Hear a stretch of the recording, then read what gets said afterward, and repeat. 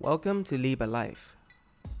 Do you think that the iPhone stock camera apps looks boring and aren't packed with features like many other Android phones? Think again, because I will show you the hidden camera features on the iPhone that will step up your mobile photography game. Let's dive in. Let's start off our first tip with basic photography tips. The rule of thirds. Rule of thirds is the pinnacle of photography basics that can really guide you to taking good photos with good compositions. You can turn this on by going to the camera settings in the setting app and turn on the grid option.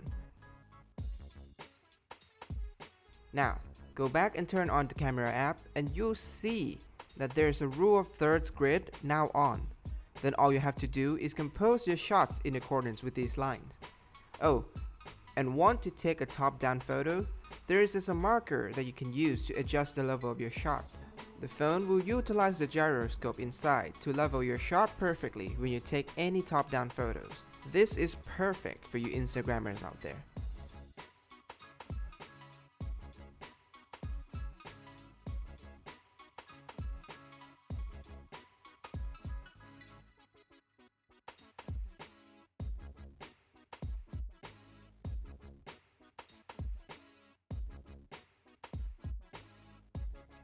Tip number 2 is manual exposure.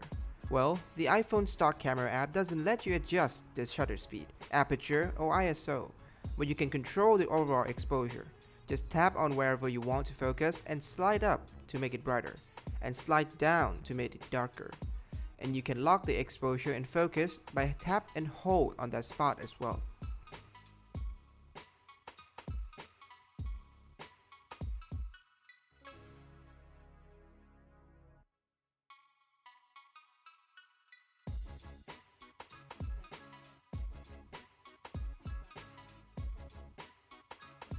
The night mode. As the name suggests, it is a mode for shooting at night. When the night mode, the phone will ask you to stay as still as possible for the best photo.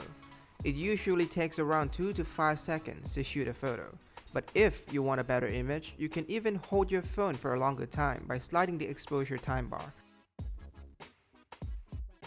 While handheld, the phone usually allows up to 10 seconds of exposure time. However, in some situations, 10 might not be enough. To go over 10 seconds, you'll have to place a phone somewhere else. I recommend a tripod. Now that your phone is in place, the app will allow for up to 30 seconds of exposure time. You might wonder why it doesn't look brighter than the 10 seconds photo. That's because instead of exposing for the brighter photos, the iPhone did it for more details.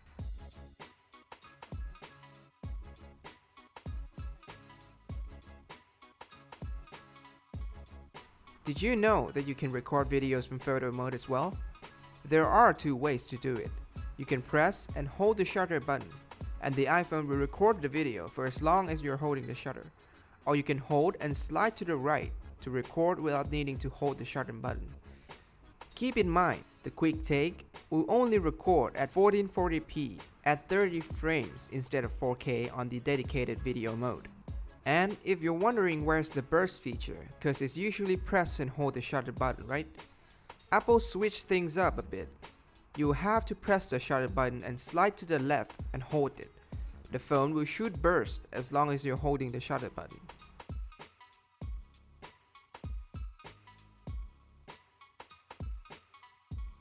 I know that live photo is not a hidden feature or anything, but theirs is a hidden feature under the live photos. First, enable the live photo, take a photo, then open the photo, slide up. There will be 4 effects available for you to apply. There is live, which is the default, loop, bounce, similar to Instagram's boomerang, and long exposure. Long exposure allow you to create variant effects just by taking photo on a camera with slow shutter speed, such as smooth water, fast moving objects, or light trails.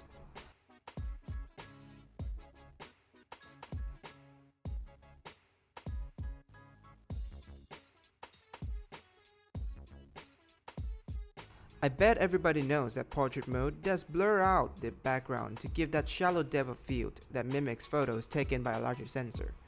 The iPhone really did well in this mode.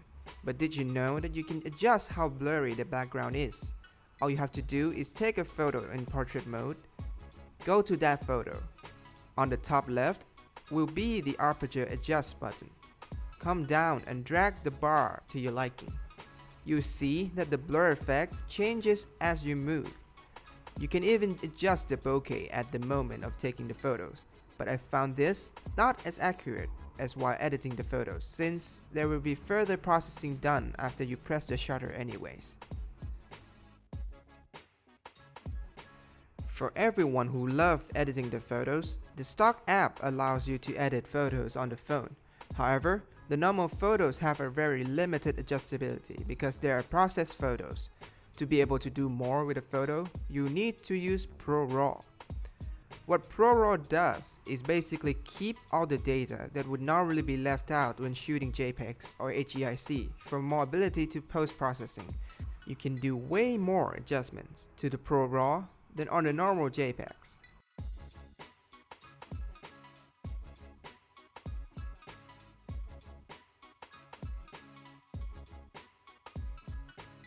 We actually did a video explaining the ProRAW and what it can do. If you're interested, check out the link in the description. Oh, and just keep in mind that this feature is exclusive to the iPhone 12 Pros and 12 Pro Max only. So that's pretty much it for today. What do you guys think? Are there any other hidden features that we missed? Comments down below. And don't forget to subscribe and ring the bell icon for more contents like this in the future. See you guys next time. Stay safe.